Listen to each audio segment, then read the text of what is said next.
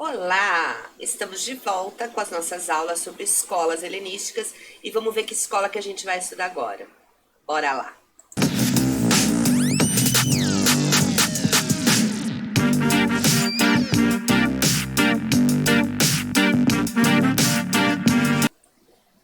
Muito bem, nós vamos falar sobre o cinismo. Coloquei aqui um subtítulo, uma vertente de ações exemplares, e vocês vão entender o que é você agir plenamente, você agir com consciência, a partir do que nós vamos estudar sobre o cinismo. Então vamos lá. Primeiro a gente precisa entender esse termo, né? Cínico. Cínico vem de kinikos, que em grego quer dizer cão. Então vamos explicar.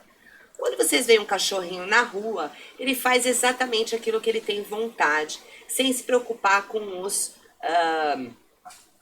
as normas sociais. Esses barulhos que vocês estão escutando são os gatos enlouquecidos aqui em casa com a quarentena. E agora ficou muito datado este vídeo, mas tudo bem. E eles estão tocando louco aqui em volta, mas tudo bem, daqui a pouco eu resolvo isso, né? Vamos continuar. A gente está falando de cães e os gatos não estão gostando muito dessa participação. Os cães, eles fazem aquilo que eles bem entendem, correto? Se eles precisam fazer as suas necessidades, eles não vão pedir, senhora, olha ali para o lado que eu agora preciso aqui me desafogar. Não, eles vão fazer. Se eles precisam cruzar entre eles, também não vão para uma cabaninha, eles fazem em público. E é exatamente isso que vocês têm que ter em mente sobre os cínicos. Eles não ligam absolutamente para as convenções sociais. O que eles tiverem necessidade de fazer, eles vão fazer em público. Eles vão fazer onde eles estiverem. Até porque eles não têm propriedade privada, eles não têm casa, eles vivem com aquilo que lhes é ofertado ou lhes é conseguido no dia a dia, tá? Eles não ligam para nada que for material. Continuando.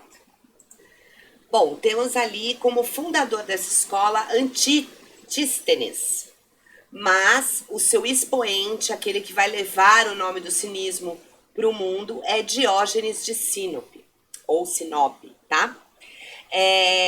Das duas formas já foi dito. Bom, o que são as ações exemplares? É uma vida simples, baseada no essencial e desvinculada de tudo que fosse supérfluo.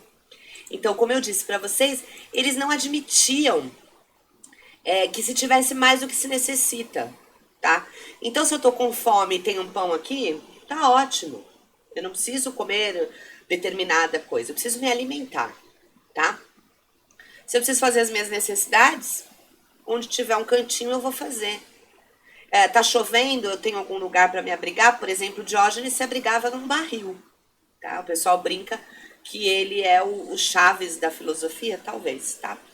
Ele ficava num barril para se abrigar do sol, da chuva, vestia qualquer coisa, quando vestia, né, muitas vezes andava nu, e assim viver. Só que as minhas ações não vão agredir os outros. Talvez agridam porque eu vou viver da forma mais natural possível. E numa sociedade com normas, em que a gente já se afastou muito do nosso lado animal, vamos dizer assim, eu ver alguém vivendo dessa forma muito selvagem, né, taxada como selvagem, me agride.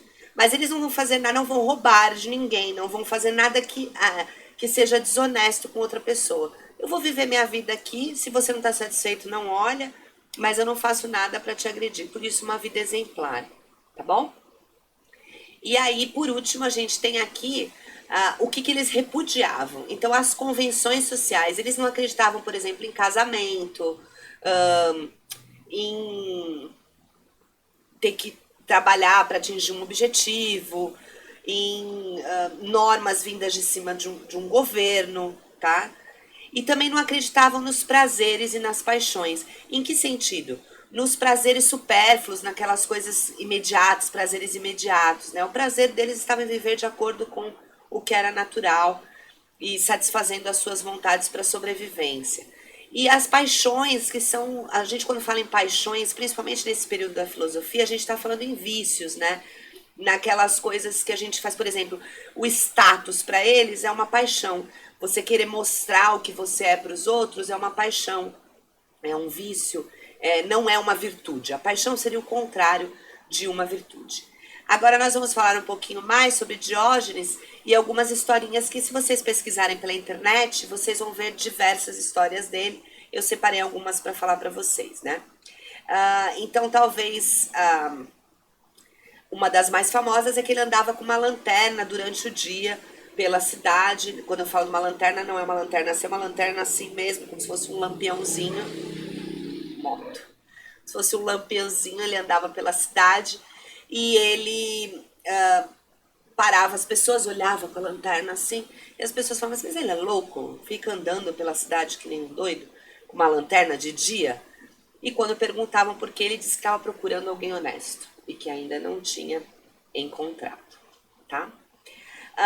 Também houve um momento em que Diógenes foi preso como escravo e ele começa a conversar com os outros escravos e meio que as pessoas veem nele uma liderança, né?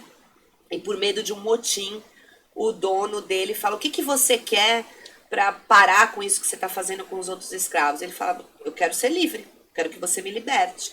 E aí ele é liberto, porque lógico que a pessoa que o aprisionava percebeu que melhor libertar ele do que ver ele fazer uma revolução ali dentro. E quando as pessoas perguntavam para ele como ele deixou de ser escravo, ele falava, porque eu sei mandar e eu pedi para ser livre. E ele não está errado, né? Por essa ótica. Também ele às vezes pedia esmola para as estátuas em praça pública e as pessoas novamente o achavam louco e falavam, mas você está pedindo esmola para uma estátua que não responde, que não enxerga, que não ouve? E ele falava, exatamente, eu já estou treinando para quando eu for pedir esmola para as pessoas, porque é assim que elas vão me tratar. E por último, talvez a história mais famosa de todas, ele teve algumas histórias com Alexandre o Grande, com Platão. Vocês podem procurar na internet que vocês vão achar a história da galinha e Platão. Ele achava que Platão tinha subvertido tudo aquilo que Sócrates ensinou ao pensar no mundo ideal, né? E com Alexandre o Grande, a história mais marcante é que, por saber dessas histórias todas de Diógenes, de andar com a lanterna, por aí, um dia Alexandre chega na frente do barril, né, onde ele se abrigava, e se põe na frente de Diógenes e fala para ele, fiquei sabendo que você é um grande filósofo, as coisas que você faz, que você fala, eu sou aqui Alexandre o Grande, estou à sua disposição e você pode me falar o que você quer, que eu estou disposto a te conceder um pedido, né? E Diógenes olha bem para ele assim e fala, um pedido? Então sai que você está tapando meu sol. Isso mostra muito a simplicidade do cínico. Tá bom? Então nós falamos hoje dos cínicos, ainda faltam 3 escolas helenísticas, que é o epicurismo, o estoicismo e o ceticismo, então continua ligado porque a gente vai falar delas mais pra frente. Aproveita, gente, curte o canal, se inscreve, né, coisa de youtuber, mas para mim é importante que vocês se inscrevam pra gente alcançar um número legal e poder gravar em outras partes, principalmente as lives, direto, tá? Que não é permitido se você não tem um número certo de inscritos. E principalmente, deixem suas dúvidas. Eu tô aqui para responder, tá bom? Até a próxima. Obrigada.